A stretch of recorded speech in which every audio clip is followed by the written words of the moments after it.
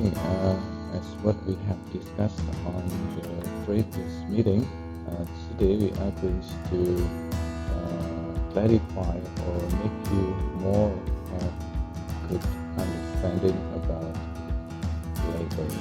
Okay, so in this part, I want to explain about label again. Yes, you can find on chapter 3, and the topic is be healthy and be happy. So why it should be happy? Because okay, you should take care of yourself to be healthy, and by having this condition you will be happy. Okay, yes. Okay, so what? Okay, what do you think about the movement? What is he doing? Yeah. Okay. Okay. What about this one? The man. What is he doing now? He is looking at the kinds of product, and I'm sure that he is reading the label on this product. Okay. Okay. We still have a similar picture like this. Okay.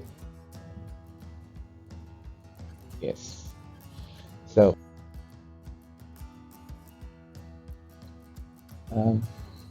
what do you think? What are the people on these people doing? Yes, they are reading the label of the product. Okay, yeah. Why they are reading the label of the product? What is the importance of this one? Okay, let's check it out. Okay, so we have to know what is label. Okay, to know label, every day we um, find label, but maybe some of you didn't know what is label. So label is the pack or product or packaging that contains the detailed information or description of this product. So you can find detailed information on product. For example, if you buy a truck, if you buy a bottle of drink, you will find the label and you can read the information about the product from the label. Oke, jadi label adalah teks yang ada di kemasan, dibungkus sebuah produk yang isinya adalah informasi yang merinci tentang produk tersebut. Oke, nah bisa obat, bisa makanan. Kenapa harus ada label? So what is it for?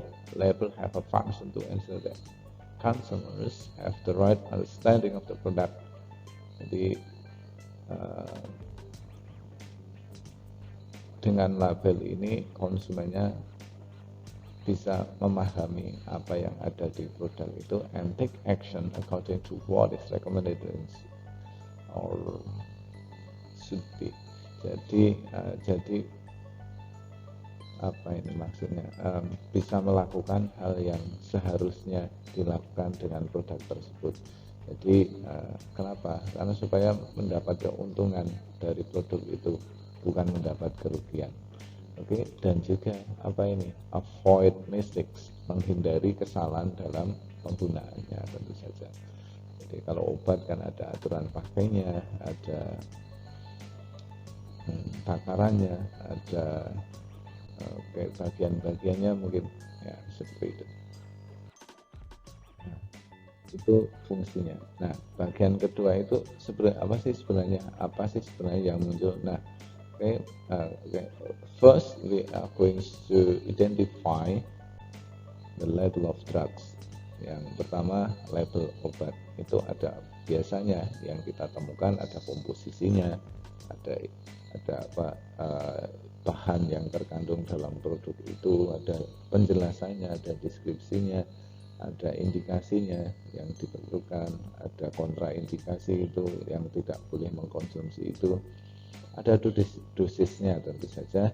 Kemudian, nah ini yang penting, expired date, tanggal kadaluarsanya, ada saran dalam penggunaannya, ada peringatannya, boleh tidak boleh dilakukan ketika mengkonsumsi obat tersebut. Nah, ada juga tanggal produksinya. Nah, oke. Penting ini ada direction of store, how to store, how to keep this product, bagaimana menyimpan produk itu. Walaupun tidak semuanya selalu ada, tetapi sebagian besar atau secara umum dalam teks ini akan ketemu dengan hal-hal seperti berikut ini. Oke, nah bagaimana dengan yang lainnya? Oh, ini masih ada. Oke, selanjutnya ada ya. Oke, nah biasanya juga ketemu dengan label produk makanan. Nah, ini dia labelnya, mungkin kalian setiap hari mengkonsumsinya ya, jadi pasti ada mereknya, ada nama produknya, ada deskripsinya, produknya tentang apa. Potatoes itu ya tentang kentang goreng misalnya, atau tela-tela apa ya, nah ya itu ya ada deskripsinya di situ, ada bahannya yang terkandung di dalamnya, bahan pembuatannya apa saja, mungkin ada kadaluarsanya, ada nama perusahaan yang memproduksinya, bagaimana cara menyimpannya. Misalnya susu cair harus disimpan di mana, oke. Atau kalau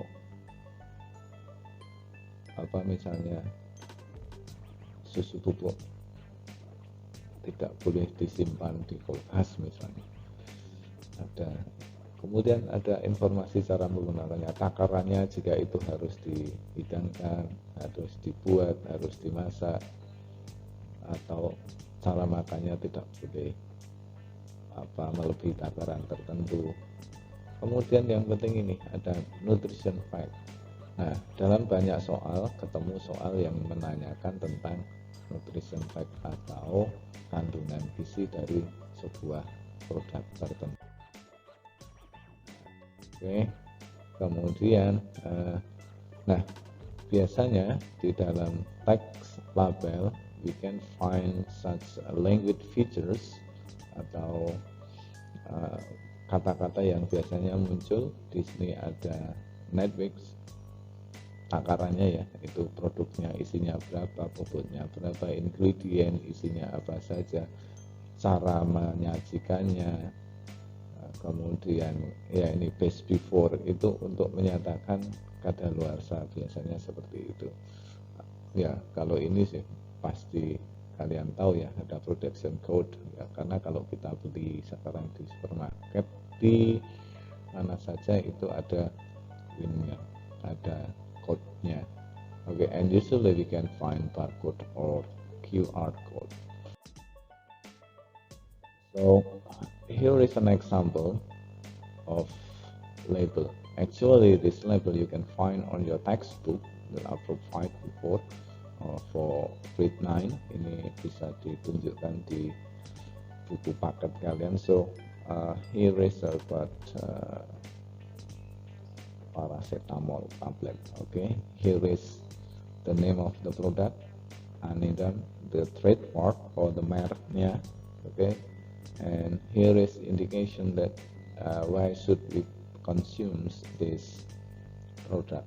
Oke, ini indikasinya apa saja, untuk sakit apa saja. Kemudian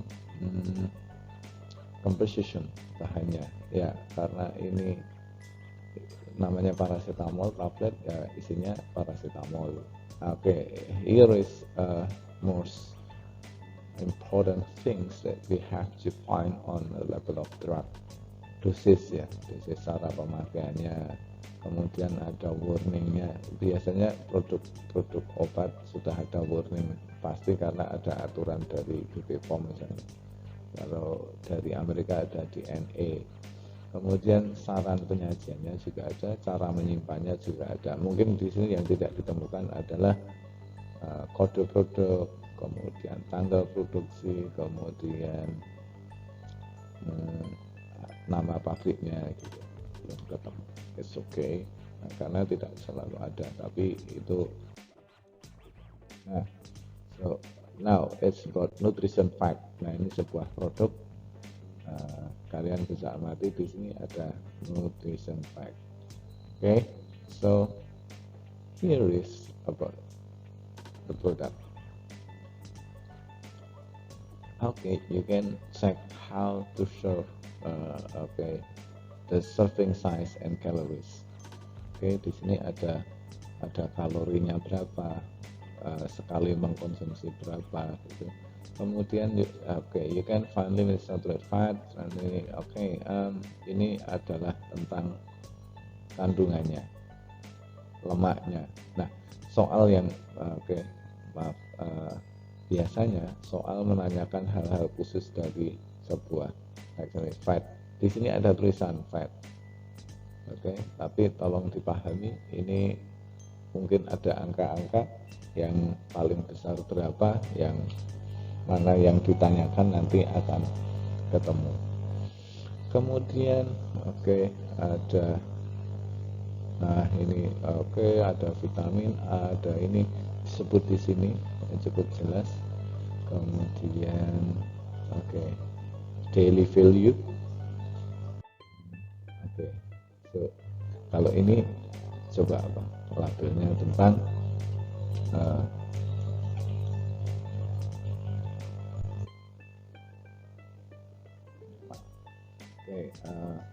labelnya tentang obat. Attention please. Nah, ini ada ini ya masih apa namanya, tidak ada namanya, cuma dikasih local farmasi. Ini hanya contoh alamatnya, kemudian nomor toko obatnya atau apoteknya, kemudian nomor yang biasanya digunakan. Karena ini pakai resep ya, harus ada nama dokternya, ada nama obatnya, ini amoxicillin itu amoxicillin. Kemudian ada ini, buat siapa obat ini, resep pernah baca. Kemudian ini tanggalnya saja, ini cara mengkonsumsinya ya, kalau Anda sudah baca obat seperti itu. Kemudian nah, itu tadi tentang label ya. Sudah saya jelaskan, tapi coba sekali lagi kita review. Apa sih label tadi? Ya, label itu adalah teks yang fungsinya untuk memberikan informasi produk itu secara rinci, in detail information. Pertanyaan yang berkaitan dengan what biasanya ketemu, why the writer writes the text. What is text for? Untuk apa label itu? To give detail information. Kalau obatnya rinci ya tentang apa itu. And the next, ada di mana sih labelnya itu? Ya tentu saja biasanya di produknya itu ditempel ya, atau memang ada di produknya itu. Kenapa ya? Karena kita harus tahu mengkonsumsi itu bagus apa tidak, caranya seperti. Jadi ini tujuan label seperti yang tadi sebutkan. Jadi di sini adalah label ya, used to give information about the product, detail information, informasi. Jadi kalau obat, makanan, labelnya seperti ini. Fungsinya, kalau kita tahu berarti to choose food, beverage, medicine which is suitable and safe. Jadi kita bisa memilih, dengan membaca label itu kita bisa memilih obat, minuman, makanan yang cocok dan aman. Second point is to avoid negative effects. Ya, jadi menghindari efek negatif dari ya produk itu, makanan, minuman atau obat itu. To get the best results of medication, tentu saja dengan membaca label obat, ini khususnya yang nomor 3, karena medication jadi hasilnya bisa sesuai dengan yang diharapkan, sesuai dengan petunjuknya, tidak merugikan seperti ini ya. Oke, kemudian sekali lagi, oke, on the label you can find the name of the product. Pasti biasanya ada nama produknya, nama mereknya, deskripsinya, dan isinya, kandungan gizinya atau kandungan obatnya. Obat biasanya tidak ditulis kandungan ini. Jadi number 5 is for food and drinks. Suggested dose or doses. Ya, dosis misalnya cara menyimpannya dan